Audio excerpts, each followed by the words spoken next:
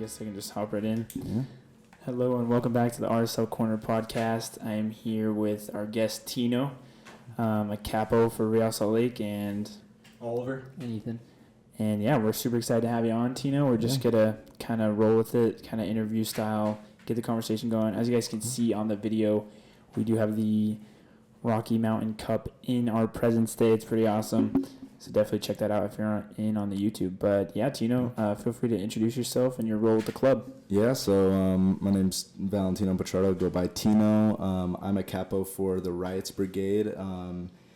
So pretty much the role of a capo, really all I do is I'm the crazy one. I pretty much start chants. Like, there are times where I get mad, but I do start chants. I have fun, really only started because I was a loud kid in the supporters section, and it went from there. So yeah, I'm in section 9 and 10. No, sorry, 10 and 11. I moved this year. So 10 and 11, and I'm on a stand starting chants and stuff. So yeah, that's really awesome. all I do. That's really cool. Yeah, so Tino's standing up there right in front of the supporters section. Always make sure to say hi to him at the games. But just a little history of how I know Tino. We had a TV broadcasting class in our senior year of high school, and he was wearing Real, and I think I asked him if he likes Real. Little did I know he's a capo, which is pretty awesome. But yeah, I guess that's how we know each other, and yeah, I always make sure to go say what up during the games, and it's always a good time over there. Yeah, it's fun. So what's with the jacket? Like, what does all that mean? So just quick run over the jacket. Right here, this is the name of my group, the Riots Brigade, and then right here we got FUKC. I think that's in itself. Yeah, we got the logo, then my name right here, and then this is for Section 10, the Brotherhood between us and La Barra Real, another one of the groups under the umbrella of the Riot. Okay. That's awesome. So how many people are under that group? Like, how many groups would you say are under the Riot? All right. I'm just going to say them. So we got SCU, RCB, which is the Rogue Cavaliers Brigade, which actually the Riots Brigade was under at one point, but then we branched off. Then you have La Barra Real, the Riots Brigade, and that's the main groups. You also have Section 26, but they're kind of fading out now. So those are the 4 or 5 groups that we have under the official umbrella of the Riot. And then there are unofficial groups which haven't gone through the process with the club to become an official supporters group, like Los Caballeros Reales. Oh, okay, cool. And like, what are those official groups like able to do, like after they get that certification? So once you become an official group, you actually work directly with the club through our protege, Zach, and he helps coordinate stuff like TIFO paintings and stuff like that, where we can get more involved. You get a lot more support, and sometimes we even get a little bit of money from the club to do some events and stuff like that. Cool. Wow, that's really cool. Yeah, and we can reserve spots in the stadium for like chant practices, stuff like that. That's awesome. I love that. So I guess we can start from the beginning. I just wonder like, where'd this all start? I guess how'd you get into RSL, and like what year time frame? Yeah, so my dad always took my brothers to games when they started back in 2005 when the club was founded. So wow. Yeah, but for me personally, I started more actually paying attention to Real around 2012. So okay. And then I went to my first game during our in my opinion, I'll still hold this until this season finishes, the best team that we've had, 2013 RSL. During that run, it was against FC Dallas. We got a red card, ended 0-0, and ever since that game, my dad's been taking me to games ever since. That's awesome. I love that you remember That's sweet. I remember exactly that. I remember that tiring game. I was sick right before that game, and literally I had puked 20 minutes before we left, and my dad was like, "Do you still want to go?" And I'm like, "Yeah, you take my brother to games all the time. I'm not going to miss this one." So after that, we started going to games consistently until 2015 when me and him got season tickets. That's awesome. Wow. Yeah. That's epic. Yeah, even we can relate on that level. Like some of our friends just recently, since that Colorado Rapids game, one of our buddies came who's like not the biggest soccer guy, but like he's all in now because just how fun those games are. Even our last game, my buddy was texting me. He's like, "This is awesome." I'd say this year is the biggest year with getting new people to join and just seeing it, especially I don't know, you can talk about this, but like, how do you feel the atmosphere of the stadium's been? This year's been the best in years since. Like I'd say since 2019, since pre-COVID, this is the best the stadium's been. Because 2019, if you guys remember, we were actually doing pretty good. We finished third in the West. Right. Also Nick Ramondo's last year. Yeah. So we killed it, and that was the best I had seen it, and this is the best I've seen it since, because the groups are a little more together. We're starting to get things going a little bit. That's awesome. So when you say like the groups are more together, I guess referring to those years where they were more separated, like what is that like? So before this season, we had seats in the supporters section, I believe, or 2 seasons ago, since we've taken them out. And that kind of caused a divide where it allowed some groups to go on top of the south goal and some groups to be in the bottom, so we were very separated. Oh, okay. But now that we have the seats removed in the south goal, we can be a little bit more united. La Barra's down with us. We got the drums going. We got the trumpets going. Everything's going. So it's become a lot more united in there. Yeah. Of course, we still have our issues, but Yeah. what family doesn't. So yeah, it's very interesting to see the growth since I've even started, because in 2015 it was terrible. Really? You would get people screaming up for them to be quiet so we could get chants going, but now we've started to organize a little bit more. A lot more unity. A lot more unity. That's Yeah, awesome. Do you guys like have to pay for tickets, or do you guys just? Yes, at least I still have to pay that season ticket price every single Yeah. season. So, but it's worth it. I mean, the 100%. tickets aren't as expensive. We could be Miami. So Yeah. tickets aren't too bad, especially in the South Goal, which that can be either a positive or a negative thing. Yeah. I don't know how you look at it.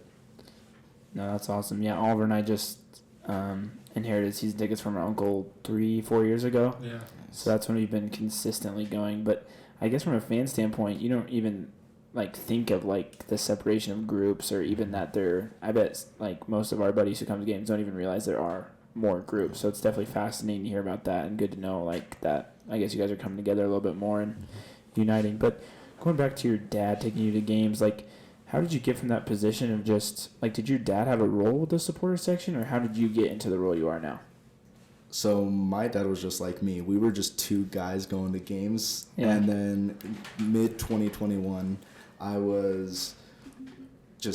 think we were losing 1-0. And I can't remember who was it against. But I just start screaming chants. Like, I'm the loudest one in this section. I'm in the middle where I always sat, section 11, right by the stairs. I'm just chanting. I'm just screaming chants.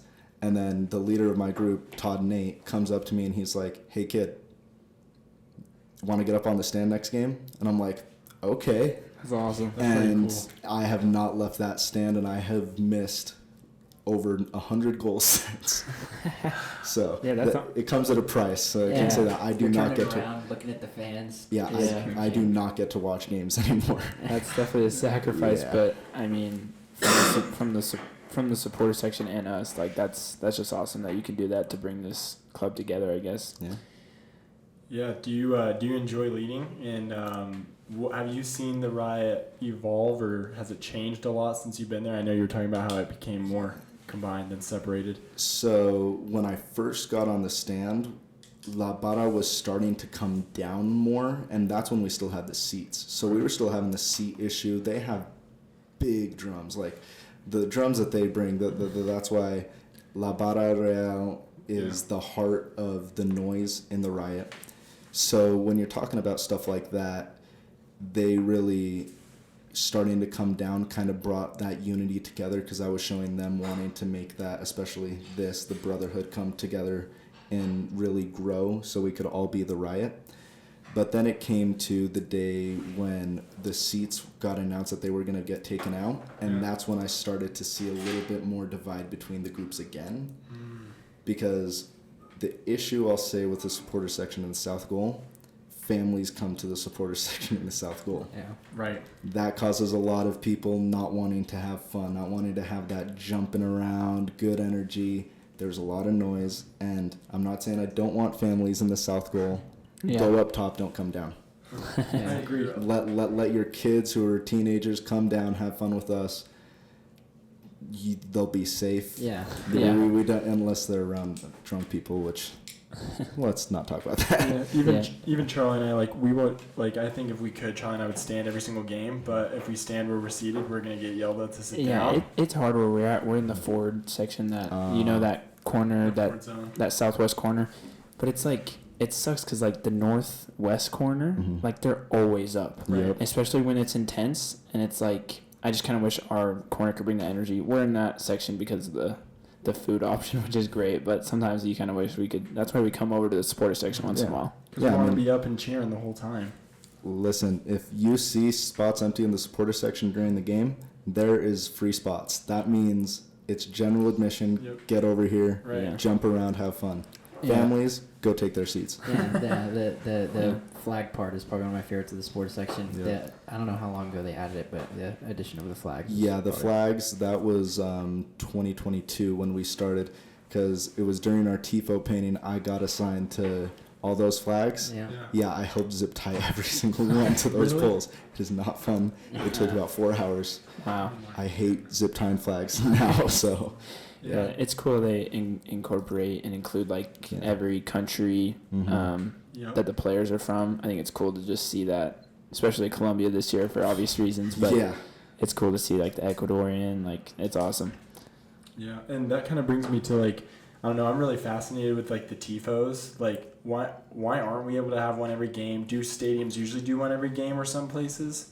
So in Europe, maybe a little more. I'll say that. Okay. But painting TIFOs is not easy. Oh, I'm sure. Yeah, it's a weekend. It's a weekend job. Also, the team's paying for it, so that comes out of our budget.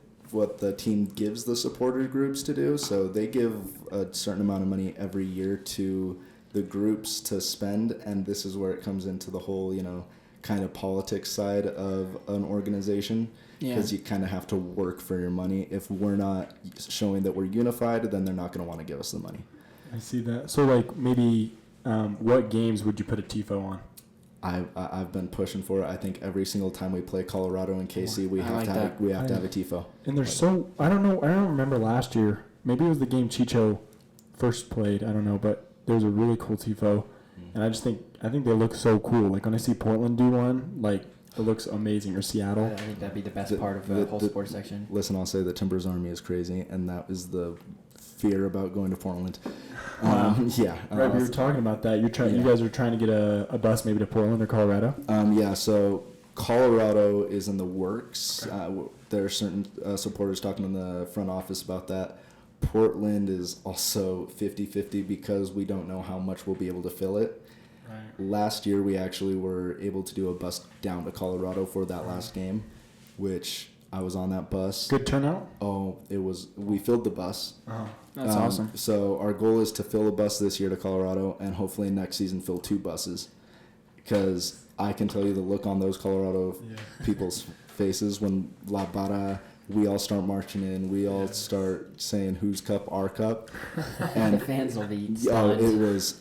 I was getting flipped off. Yeah. I was getting. That's the best feeling, though. My favorite part of the Colorado game that we had, it was seeing the Colorado fans up at the top stands, like their supporter section, going from super loud to kind of dying down after a while. It was like that was my favorite part. I can tell you this: the best and worst part is I can look up there.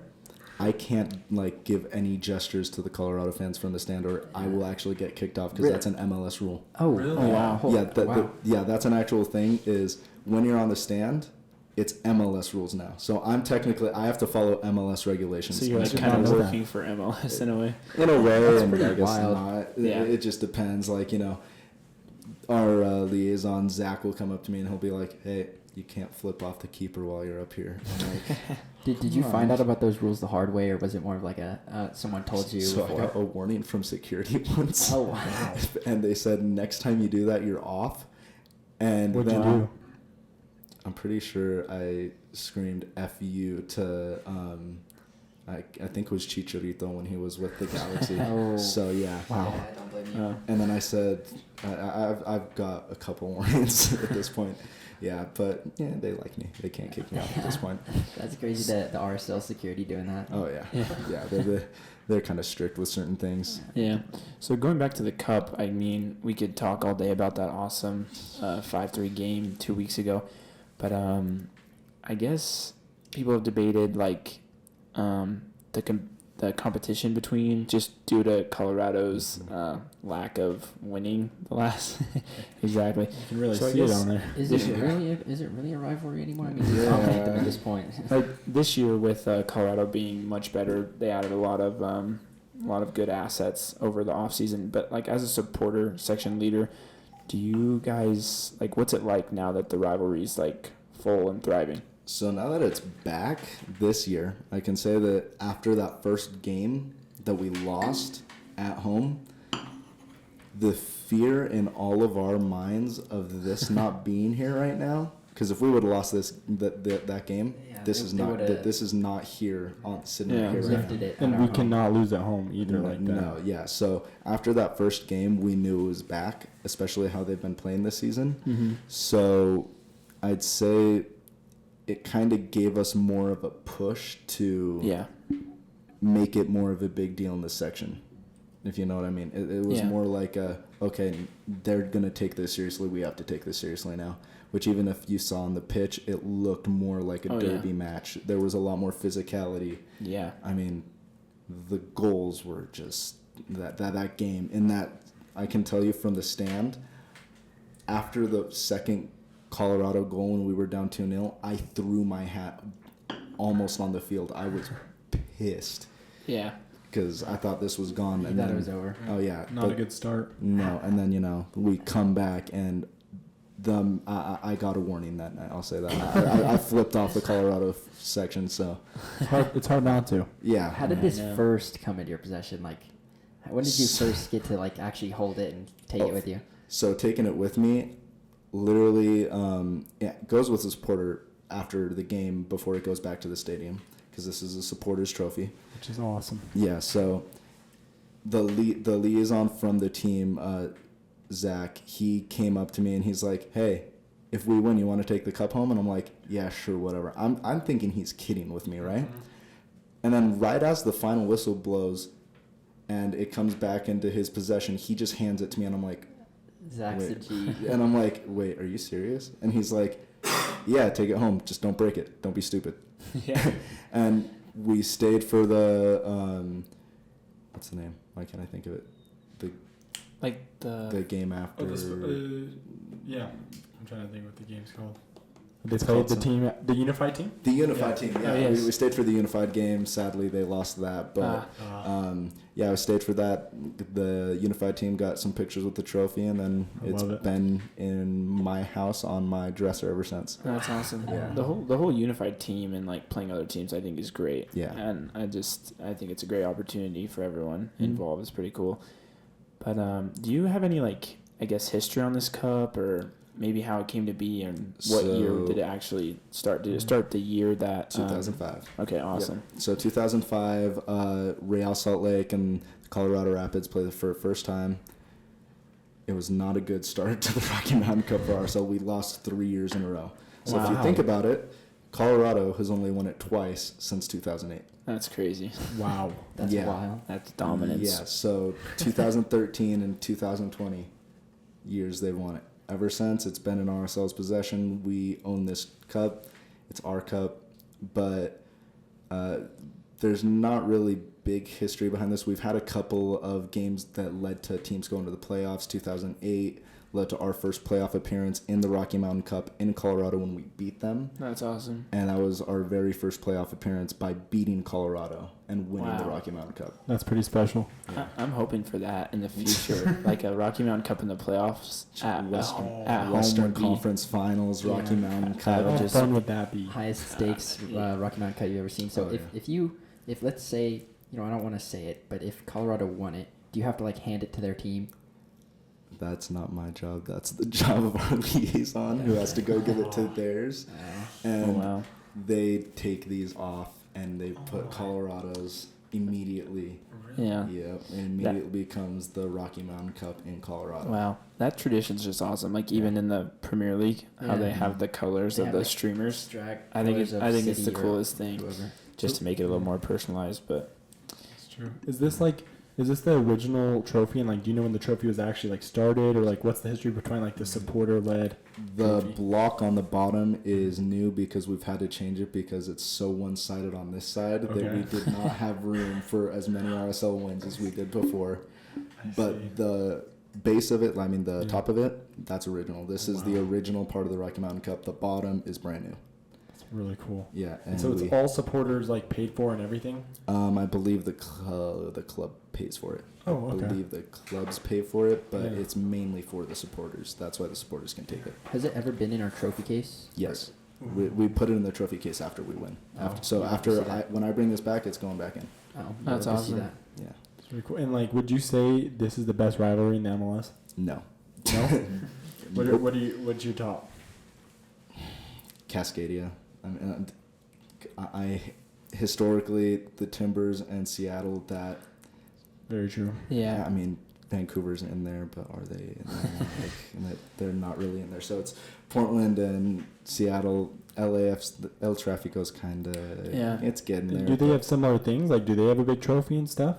No, but when it's more competitive. At the end of the day, it's always been more competitive. The Rocky Mountain Cup, it would be if Colorado could ever win it. It's more one-sided for us, but for them, it's more like back and forth, like actually more of a rivalry. But it is really cool. We have like an actual. Yeah, we actually have a cup. The Cascadia Cup, maybe they do, but it's not like well known. Yeah. Yeah, ours MLS posts that Rocky I love Mountain seeing Cup. that. Yeah, when MLS posts the Rocky Yeah. Mountain Cup like final or whatever, all that. It's really cool to use it instead. Yeah. Because I don't even hear Cascadia that much. No. Yeah. I mean, you hear El Tráfico, you hear the Florida Derby or whatever they're calling that out there. What's the Canadian Classic? Yeah. It's. Yeah, when you text me offering to bring it on the pod, I was just ecstatic. I think it's the coolest thing to have it here with us because I don't know, like seeing MLS post it, it's just like, wow, that's crazy. Man, it feels so. I have a picture of it laying in my bed. Oh yeah, I saw you. We'll have to pop that in. Sleeping with it right here. That first night, man, I literally like it was sitting on my dresser, and I was just staring at it. And I'm like, do I really have the Rocky Mountain Cup in my room right now? Like, That's I could not believe it. Do you ever just like sit and like clean it and just like take I care of it? I polished it already. I polished it. Yeah. That's awesome. Yeah, it's looking good. So what do you guys think of Diego Luna this year? I mean, honestly, I kind of think at the start of the season he started a little flat, but I think he's gotten over his, I guess, slump playing through it. I still have confidence in him. Yeah, to me, Luna, I don't know. I just see him as like, I love seeing him as like the face of RSL. I feel like he just loves the fans, like seeing him hug Pablo, and I just think he's gonna be on a tear from now on. But as we saw with the U.S. men's Olympic team going, he wasn't on that list. What are your thoughts on that? Honestly, I was okay, listen, I'm an El Tri fan. Like, I just got to be straightforward with that. But when it comes to that with Luna, that I think is a disrespect to him in general because he went through a little slump. He was open about why he went through that slump. He just had a kid. He's going through all this pressure with the club.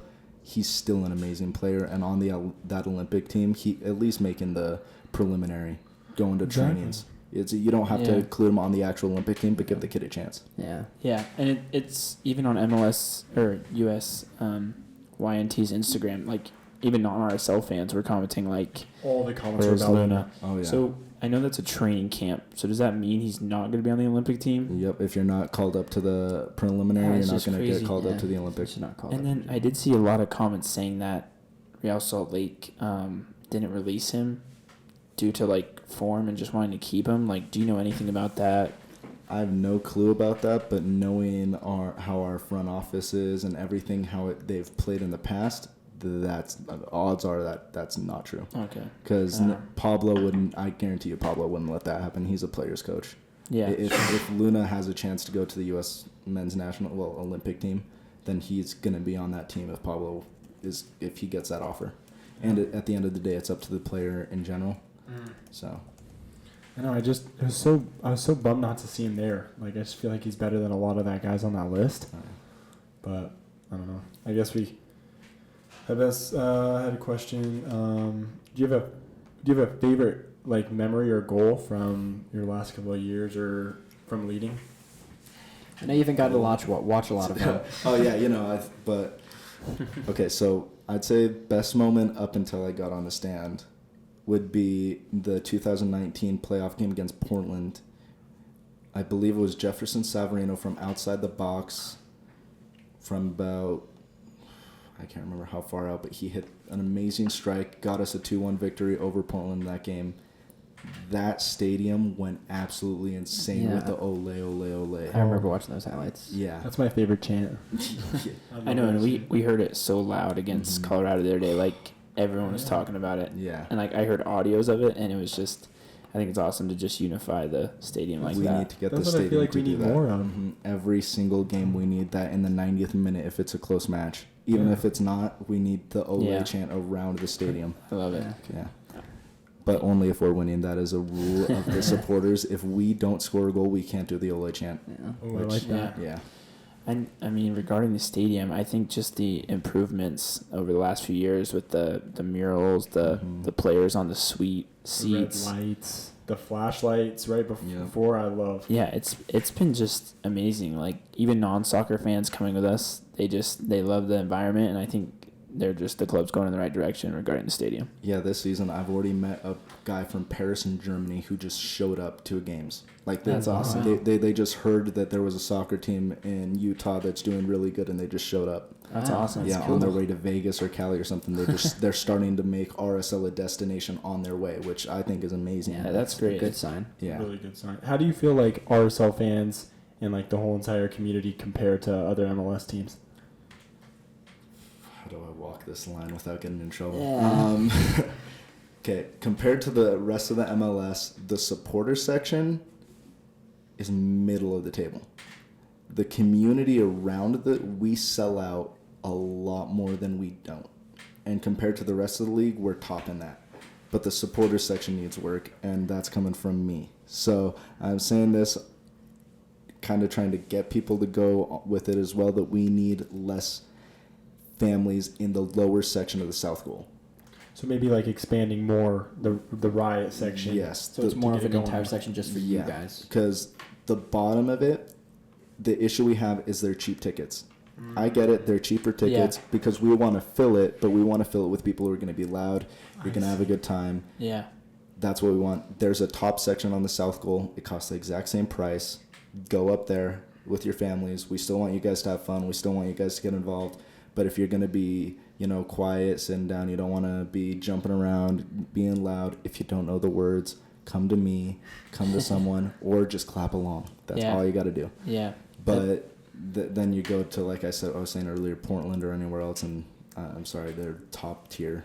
So is the difference between that, like they just have a much bigger section, or they don't have as many separate little groups, and like it's more unified, or like how do they get such a large? So I used to say it was because of the seating that they have more seats, but then I'm starting to look at what I've heard from LAFC. The 32-52 is starting to become a little more separate. Mm-hmm. If you've noticed, the energy's there, but it's not there as it was in like 2018, 2019. Yeah. Pre-COVID, and then a little bit after COVID. Now it's starting to become, a little more separated in the groups, which is causing a little less action. You go to the Portland, the Timbers Army. Yeah. That is never going to be separated, I think, until I die. Like that, they are die-hard. They're going to be going. This section's huge. They got traditions. I love that we have the plant the flag, though. So that's where I say we're starting to move up in the table, but we still got work to do as the Timbers Army and certain groups around the MLS. Because is it Joey who chainsaws the tree? Yeah. every I time? thought that was cool. Mm-hmm. That's a pretty cool thing. I know they're very different, and one's been around for a long time, but how do you compare MLS? I'll just say MLS, not RSL, but MLS fans and supporter sections to, I don't know, places in Europe. Fans sections in it's middle school football compared to the NFL. Seriously, I'm not even saying high school. It's that low. The closest we have is probably those the LAs and the Portlands and Seattles of the MLS. Nowhere else. You even Miami is terrible. Yeah. Sorry, it's just not even comparable. You go to. I feel like it's a lot more of an atmosphere in Europe. It's like a lot. I wouldn't say louder, but it's a lot more like unified. You hear all the fans across the entire stadium chanting their song or something together. Then you go to Borussia Dortmund, who their entire the yellow wall is as sits as many as America First Field. So Their that's- tifos are incredible. Yeah, that So good. That Champions League game will be awesome this Saturday. Real Madrid and Dortmund. I mean, both Who do you supporter sections want? are scary. I want Dortmund, but it's going to be Real. I'm like, as much as I want to see Reyes get that Champions League right before he retires. Hopefully he retires and doesn't come to MLS because he's going to St. Louis. Or But- Charlotte. Or RSL. Let's throw that in there, guys. Come on. That would be epic. I want to watch him. That'd be cool. I'd just be happy to watch him even if he comes anywhere. I want to see Yeah. him play. Yeah, do you have a favorite person who's come from or favorite player who's come from the European leagues to watch in the MLS that you've gone to see? It's only because of his cockiness. I loved seeing Zlatan play. Yeah. I know. Mainly because the first game that they came here, we kicked. Yeah, we their- killed. What was it, like 5-2? Or It was 6-2. Oh, yeah, 6-2 that- final. that's Like, nuts. like I think it was right when we got. No, it was before Silva. I think it was still Nadum, who was right on Zlatan the entire time. Oh yeah. Yeah, it was killer to see them That's go awesome. at it. Yeah, we remember seeing Gareth Bale come for LAFC. That was pretty cool. I don't know if Chicho had a brace in that game, but I know he had a really good game Mhm. at America First Field. And I guess we'll go to my next question. Like, how do you separate those rivalries? Like, I mean, RSL players and our coach has had a lot of connections with Colorado.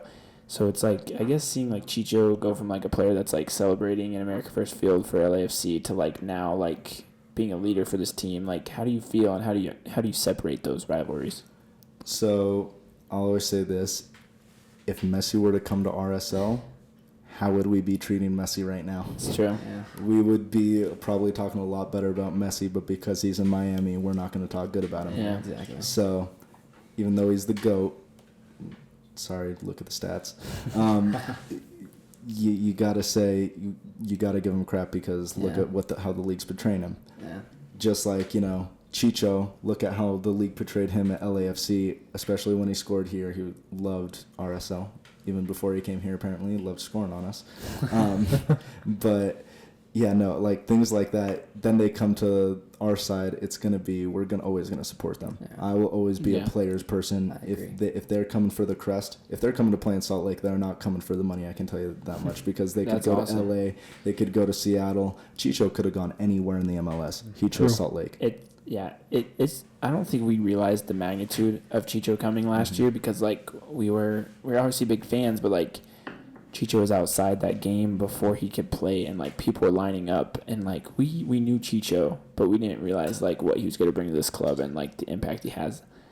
And I guess another question on what you were saying is, I want to ask, who's your favorite ex-RSL player who's in the MLS, and one that would come to America First Field that you'll always root for? Damir Kralak. Like right now, before I would have said Aaron Herrera, but Yeah. right now it will be Dami. Like the fact he scored on us I in know. Vancouver, my heart broke and celebrated at the same time Yeah. for him. Like, because it's Dami, I want to see him do great. Vancouver's killing it this year. I mean, they're doing really good. Yeah. Domi's such a lovable guy. Yeah, It's like he's like awesome. And I really wish things could have worked out. I just feel like maybe he'll come back. Who knows? no, I wish he would retire here. I loved meeting him. Like we did season tickets. Yeah, the where you season could go ticket. meet the players. I loved meeting him because he was so friendly and nice, and just like, yeah, I could tell he really loved it and loves everything about the club. Yeah. I guess who would you say, not like your least favorite, but maybe like what's that one ex-RSL player in MLS that like you just tend to not like as much, or maybe there was a bitter taste when they left the club? So, There's probably a couple. yeah. So the first one, everyone should know this because everyone in Salt Lake does not like him anymore. Albert Rusnak. Yeah. The way he left, we calling them the best fans, and he wants to win trophies for Oh them. my gosh. Yeah, well, go ahead and do that. How you doing this season? Yeah. I mean, the way he left, that's tough because, like, honestly, the way a couple of players have like left haven't been the best. Right. Even this is a little more debatable because it was with the club as well. But Javi, the way he kind of organized things with the front office, if you actually go into the details with it, it was both sides' fault, not just as much Javi's. The front office did mess up, but just that whole situation, I'm glad his name is up on the up on the stadium. Me too. We need to get Beckerman and Armando up there soon. I agree. But yeah, no, that whole situation with Javi was messed up. How the front office handled it, but even Javi didn't handle it the best because he could have worked with them a little better. Yeah. How about you guys? What do you guys think of like any certain leaving situations? I don't like Corey Baird that much. I don't know. Whenever I see, I just hate Houston in general. Seeing him on Houston, I don't know. That for me, It was a hard watch last playoffs, but going off Corey Baird, I don't know. I think it's just like his energy he brings to the game. Like when he scores, like that smile on his face. Yeah, it's like As an RSL fan, he had a great run with us that Rookie of the Year season. But I guess one player with me, I don't know. I obviously I'm not in the front office, and I don't know all the details about Musovski's situation last year. But something about him, I don't know. Maybe because he was with the club for a short time, but I don't know. Maybe that's one of the players that I guess I would be on the lower of the list. I don't really have any on the lower of the list. I guess with the only comes to memories probably Musovski too, because I remember everything going on with him last season. But I mean, I don't really have anybody on my least favorite list. On my favorite list, I mean, I growing up watching the team, I guess there's a lot of like nameable players. I really liked Chris Wingert back in the day. I know he doesn't play anymore, but I liked watching him and just random names. I don't remember. I remember there's this defender we had called Johnny Steele. Wow. Yeah, you're going way back, man. He played for us a long time ago. I just remember. I just liked him because I remembered his name, and he's the random player I thought of. That's awesome. The most heartbreaking one for me will always be Borchers.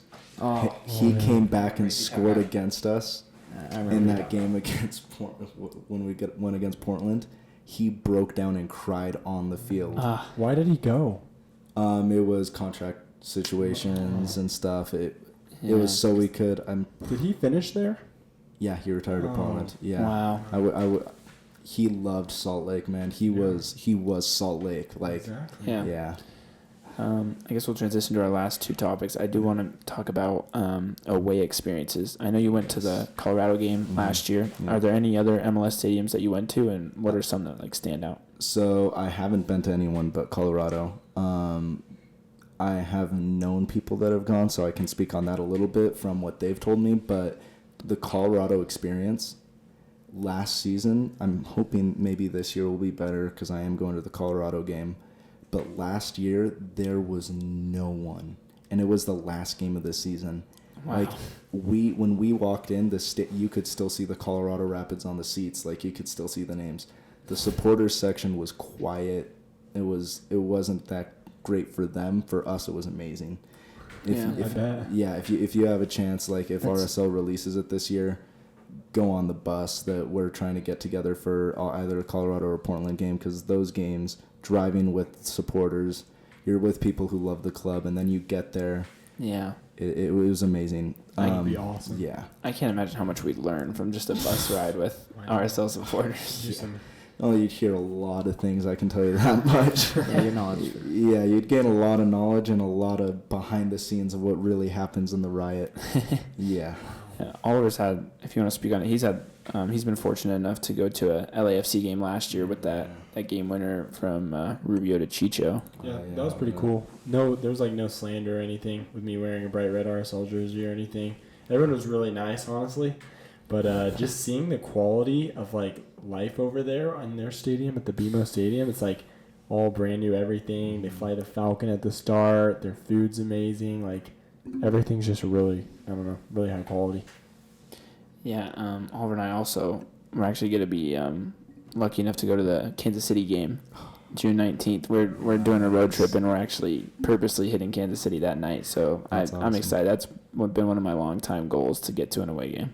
Oh, yeah. See, I can tell you, I've met some people from Kansas City. They do not like us at all. Like, ours is FUKC, theirs is RSLOL. Oh, wow. Yeah. So, like, there's definitely a hate between the supporters, especially after 2013. I really like seeing that, though. Yeah. Like, I think that's cool. 2013 kind of set it off after it was already starting to become more of a rivalry. But after that final, after that shootout, which was painful, Brutal.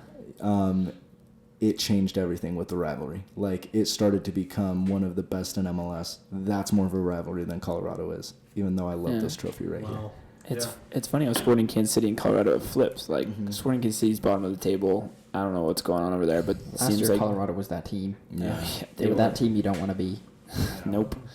And honestly, like, we've talked about this, like, RSL's success over the years, like, hearing, like, other podcasts talk about it, maybe, like, the news, the media, like, there's not a lot of, like great things that people talk about, but, like, we need to remember, like, we're not like the Chicago Fire, the Rapids. Like, those teams don't even squeak in the playoffs. We're going 3 years in a row now in the playoffs, so I think people just need to be a little bit more grateful for the club's success and, I guess, our consistency. Yeah, I mean, especially if you look at it, especially over the past few years, even though we barely squeaked into the playoffs the past couple of years, 2021 being my favorite, with that last-minute winner in KC. That was awesome. We're still consistent. 2020 was, I just write that off, even though it was considered, still counts, still on the record, whatever. Right. But there weren't fans. It wasn't the atmosphere. Yeah. 2019, 2018, 2017, playoffs. 2020, let's not count that. 2021, playoffs. 22, playoffs. 23, playoffs. 24, MLS Cup. Like, we're just going on. Like, It's true. And building that name, like, I feel like we do get more respect from the media, especially, like, over the years. I mean, take it with a grain of salt. The MLS power rankings don't mean much, but you've definitely seen some bias towards those bigger teams. And this year, like, I mean, even with us being number one in the West, I think we should be a little bit higher, but it's good to see just people taking RSL seriously and Salt Lake being, like, that bigger name. Like, I listened to a podcast talking with the Vancouver head coach, and he mentioned, like, Salt Lake, like, 3 times, so it's just good to hear that. Yeah, I mean, we kind of have the underdog mindset. Yeah. And, I mean, most situations. Yeah. I mean, especially, I'd say, if you look at it, we're not a small club anymore, and I think we need to kind of take that identity off. Agreed. Let's stop saying, oh, look at us, we're RSL, we're surprised if we went on the road. Yeah, I take the game against FC Dallas as a disappointing draw. Yeah, we were down 3-0, but still, it's a disappointing draw. Yeah. The fact that, we had to come back from that match. We are a top team in the Western Conference. We are going for silverware this year. That's not this amazing cup that I have right here. We need something that's either going to get us another star, or that we have the Supporters Shield or Leagues Cup. That's what we have left. I agree. We got to take it. We have the team to do it. Exactly. We're a big enough club that, I mean, I wouldn't say expected, but we definitely want to win something that will keep us up on that map. Do you think Chicho stays in the Golden Boot race coming the end of the year? I think he does, just because these last few weeks, seeing that Benteke, as far as Messi didn't play that much, but I think it's definitely, like, that start that those 4 players had was, like, crazy, like, historically, like, amazing, like, because these last 2 weeks, I don't think any of them have scored, so it makes you realize that they were scoring every game or 2 goals a game. And I was actually about to mention how, like, it's good to see RSL thriving without Chicho's goal contributions, because obviously he has a crazy impact off the ball. Like, 3 people are marking him at a time to leave those guys open. People are stepping up. Yeah. But I think his ceiling could definitely be that Golden Boot winner or top 3. I think we're going to have a new goal record this year. And as much as I found it funny, they were showing, when Suarez was leading the Golden Boot race a couple of weeks ago, they were showing how he's on track to beat the record. Yeah. As the next game day, Chicho scores. Chicho takes the lead. They don't post anything about how he is on track to beat how much Suarez is going to score. Yeah. And even with, like, MLS, I'm not saying it's intentional, but it's a little bit suspicious that they have Miami with that game, like that extra game ahead of everyone. Miami's played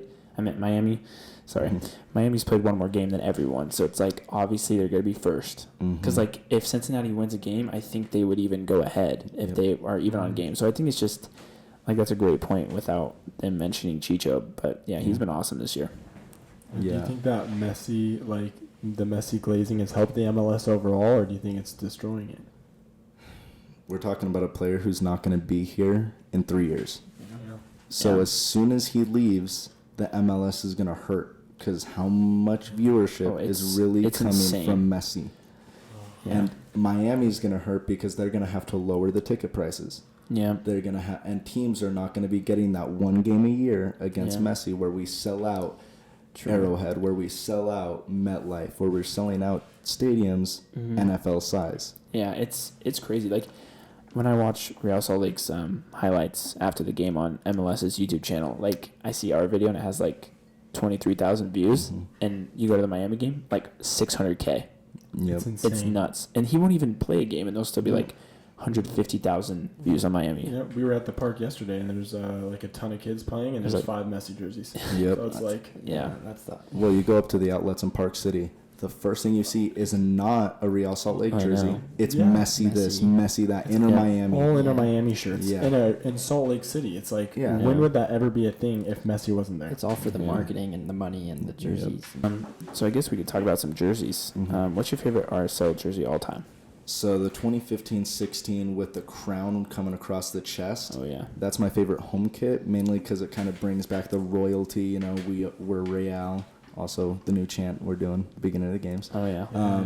But the away kit, the Beehive kit, It's at- awesome. I At agree. first, I hated it because when you Mhm. first see it, it just looks like a plain yellow kit. Yeah. But then you get close up and you see the actual honeycomb design on it. It looks amazing. And It's different than anything we've ever done. Yeah, Oh, it's a great yellow too. Like not bashing this yellow that's here on the cup, that brighter yellow, but like Mm-hmm. this more like pollen color. I think it's a lot easier on the eyes, I guess. Yeah. And it's a clean kit. I guess personally, I really want to see us bring back an all white kit. Yeah. I think it'd be cool. But sorry for jumping around, but I do like how RSL sticks to their identity because you see a lot of other teams like throwing these crazy colorways in. Like Seattle, they got that Jackie Chan jersey. Dude, those looks And terrible. then Nashville has an all black kit, which I do think is cool, but their colors are like navy and yellow. Yeah. So it's like if Yeah. you're watching them, you're like, what It's too team close is to this? Columbus. Mhm. Yeah. But yeah, I really want to see a Navy jersey really bad. Yeah. It'd be Like, cool. I just think it'd be so cool for an away jersey to have like all navy, or I don't know. I think a black jersey would be really cool too for RSL. Yeah. Some of these teams are getting like third kits. I think it'd be cool to have a. Yes. Why don't we get one? That's what I've been saying for years is imagine we do a kit that's kind of like more Real Madrid inspired, because if you look, our third logo, our I can't remember what they call it, but our third logo is actually just this center right here with the crown on top, and it looks like the Real Madrid logo. It's not I wouldn't the- it's lo- not the badge, It's it's just not the the circle. badge. It's the circle and the Yeah. RSL Oh, with that the would be pretty with cool. ball. That would be really cool. I would love to see like a shout out to Real Madrid for even allowing us to be called Real back in Yeah. 05 when they approved that. That'd be pretty sweet and Yeah. some cool I'd love to see colorways. that. Mhm. Yeah, that'd be awesome. I really like that link between. I Yeah. mean, I know it doesn't really add anything to like our like name and Yeah. stuff, but I still think it's kind of just cool to have. Yeah. Yeah, it's definitely cool. I think our crest is awesome. Oh, I yeah. see people like reviewing crest and they always kind of bash Reals, but I think ours is simple. I don't think we do too much. Like, what are your thoughts on Seattle's new crest? I hate it. I know. I absolutely I hate it. remember that one. Yeah, the Especially new kits, the new crests. Yeah. I feel bad for those fans out there, and that's the only time I'll ever say. But I feel bad for a Seattle fan. Yeah. Speaking of Seattle, you got a prediction for tonight? 2-1 final. I like it. 2-1 final. We've had too many high scoring close games. It's going to be we have to either have a 1-0 or 2-1. Like Yeah. Every It's time either I go gonna- 1-0, we score like 3 It's or either 5 goals. Yeah, it's either I gonna be a know. 1-0 close game or another Yeah. just 8-goal thriller just out of nowhere. Yeah. I think all the- 7-2 RSL final. Like, That's crazy. And speaking of high scoring games, like I was listening to some MLS broadcaster talking about how the league record is 8 goals in a game for a team. And they were just saying, like, do you think this Inter Miami team will do it? And one guy's like, they'll do it with ease. And I'm like, oh, man. How about this They Real have, Salt such, Lake they have team? such a high like, praise for this team when it has I no know. it has no defense at all. I mean, they have only 4 really nameable players that everybody can think of. I mean, They will not win Leagues Cup because Messi is not going to be there. I know. They will not win Leagues Cup Yeah, and it's like the CONCACAF Champions Cup. They got whooped by Monterrey. with Messi. Yeah, that's With the crazy Messi. thing. I think it's hats off to Columbus for going in there. And as an MLS fan, I will tip the cap to Columbus for beating Monterrey. I think that's cool. Yeah, but Leagues Cup coming up. We got Liga MX versus MLS. Will they all be in America again? Yeah, I completely disagree with that, mainly because it should switch off every year. Yeah. And that's only because the players, I've always been a player person. So the players, imagine the Liga MX players, they're leaving their families, or their families have to all come over here every single season for 2 months. I've thought of that, because as a tournament, I think all of us have this nature. It's when you have a little bit of an advantage, it doesn't feel as authentic, or it doesn't feel as true to the game. And I know there are safety issues, but I think they can definitely. It's definitely, you can work around it. I don't think it's that big. If they can do it in Europe, they can do it here. Yeah. Do Liga MX teams, do they bring the same energy supporters wise? It depends, based on the club you go to. I've actually been to a Liga MX game in Tijuana for the Cholos out there. Okay. That's awesome. Their supporter section, even though they are a terrible team, is amazing. Oh, wow. I'm talking, they're getting. I mean, when they're on a good year, they're LAFC level. Wow. Yeah, and that's a bad Liga MX team. So if they fill the stadiums, they're better than MLS. During some average season games, they're just about as good. Yeah, and play-wise, we weren't too familiar with Liga MX. Last year, the Leagues Cup came in, Monterrey came in. I haven't seen a opposing supporting club as big as Monterrey since Colorado this last game. And they came in and just steamrolled us. They're a powerhouse. And I realized, there are some amazing teams down there. Yeah, we can't doubt them. No.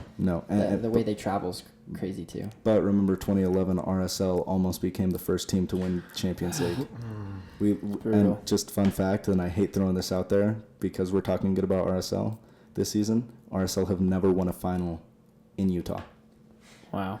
Yep. U.S. Open Cup we lost in 2013, and we lost the CONCACAF Champions League That's a wild stat. in 2011. Hopefully we can get back to a final game here. I think that'd be awesome. Do you know why the MLS changed the neutral site MLS Cup game to the better record host the game? I think they tried to make it more like a experience for the fans, because if you think about it, we're not the NFL. We can't get or we're not Europe. We can't get fans of both equal. If it was, say, Inter Miami versus RSL in a neutral stadium, Inter Miami would dominate. It would be a home game for Inter Miami. It'd be brutal, even if we had the better record. It's true.